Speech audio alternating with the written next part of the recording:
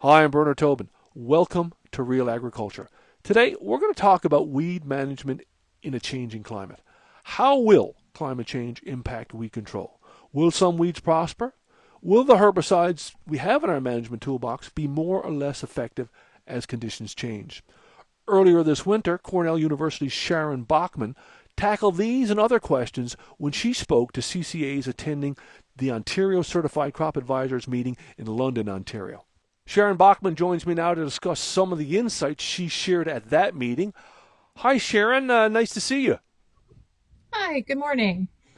Hey, let's kick this off. Why don't you tell us about the Cornell Weed Ecology Lab and the Weeds and Climate Change Project? So, the Cornell Weed Ecology Lab is based in Ithaca in central New York, headed by Antonio Di Tommaso, Cornell Weed Science Professor. And their focus is on weed biology and ecology and using that to make safe recommendations that are ecologically based to control weeds on the landscape. Now, in your presentation, you note that climate change will produce, more weather events, including elevated CO2, wetter springs, drier summers. How could that impact weeds? So, if you think about it from the farmer's perspective, you want to minimize your time in the field. So, you want to control those weeds with the best tools possible. But if you don't get the moisture, if you put out an herbicide and then it doesn't rain, that herbicide's not working. If you normally till those weeds and you can't get out there, or if the weeds now have more robust root systems, one tillage pass may not be enough. So, you need to consider all these factors that climate change may be bringing into the weed control management scene. Now, you also talked about, a lot about C3 and C4 plants, and distinguishing between them, and how they could be impacted differently by climate change. Tell us a little bit about that.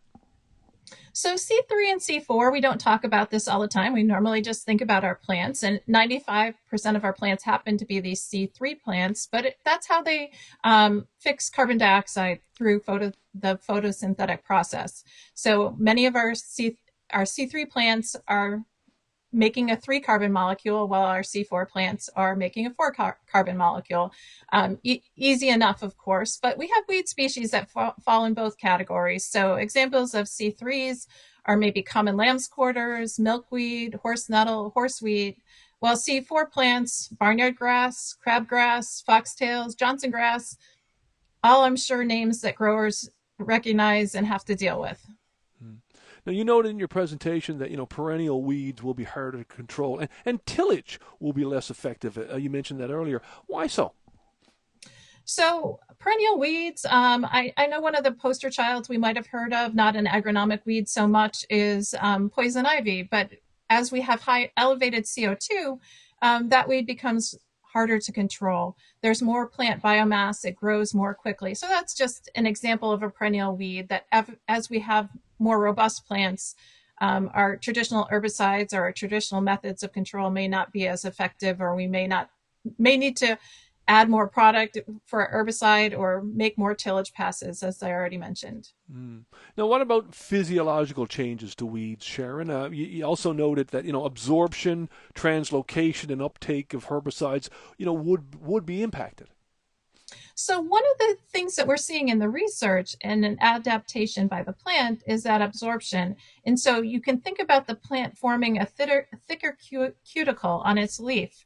And as it does that, what it's doing is preventing moisture loss. But the side effect for the herbicide application is that now there's a thicker layer for the herbicide to penetrate. And as that becomes more difficult, our herbicides become less effective. If we think about translocation in the plant, that has to do with the movement of moisture. If there's less moisture, we're having drier summers, products aren't moving. Maybe they're not even getting out of the soil and moving into our plants. So all things for farmers to consider as they think about what their options are to control weeds. Hey, let's take a look at some herbicides. What conditions will make active ingredients more or less effective? Sharon, you noted that humidity, for example, would be an important factor.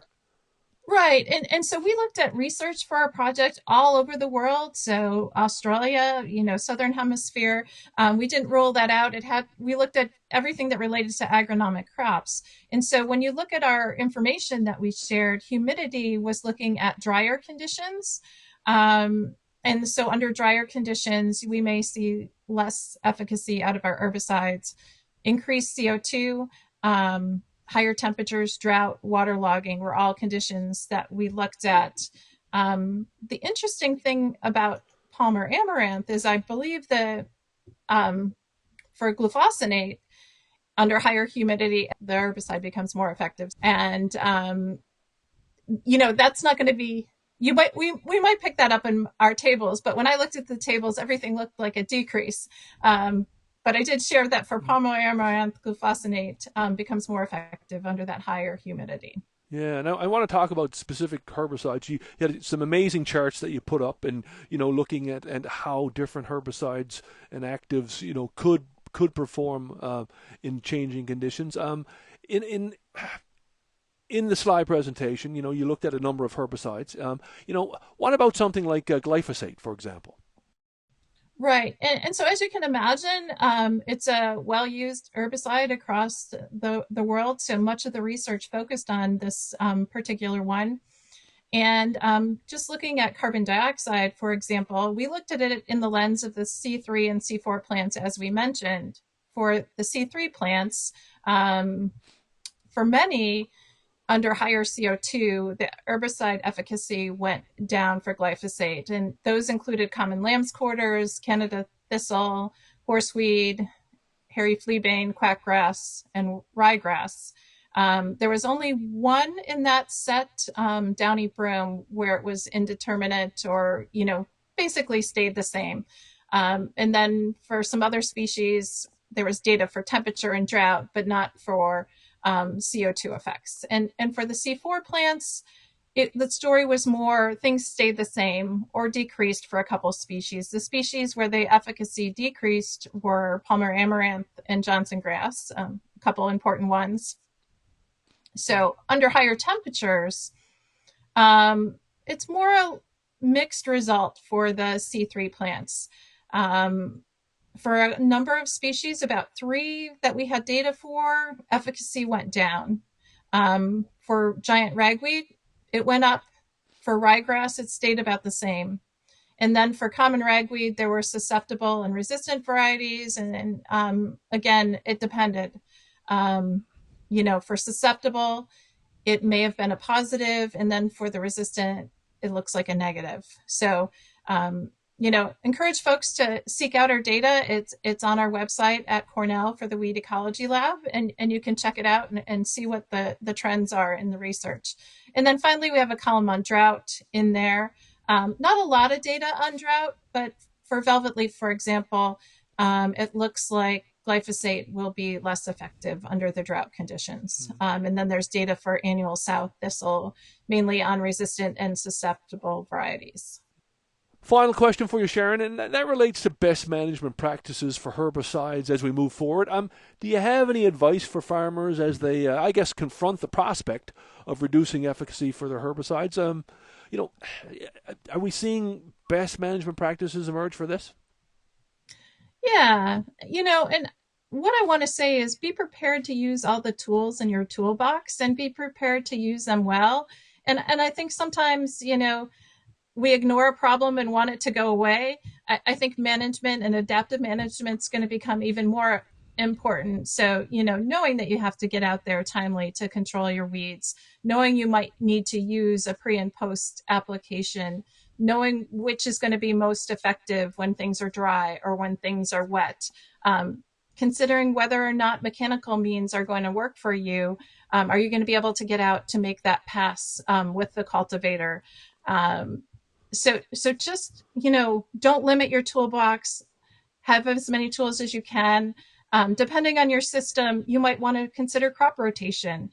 So for the nuts, as we mentioned, if you can rotate into a new crop in the summertime, the roots are most susceptible to being cultivated up and drying out on the top of the ground. So consider that. Don't leave any tool outside, bring them all to the table. And one of the things that the Weed Ecology Lab likes to look at is know your weed biology and Achilles heel and go after that. And so, yeah, figuring out how to attack it when and what tools will work are going to be important, and just staying on top of your game in terms of weed management. Well, great stuff, Sharon. Lots of interesting work ahead, and lots of things to think about as we move forward. Appreciate you making some time today for Real Agriculture. Thank you. You're so welcome.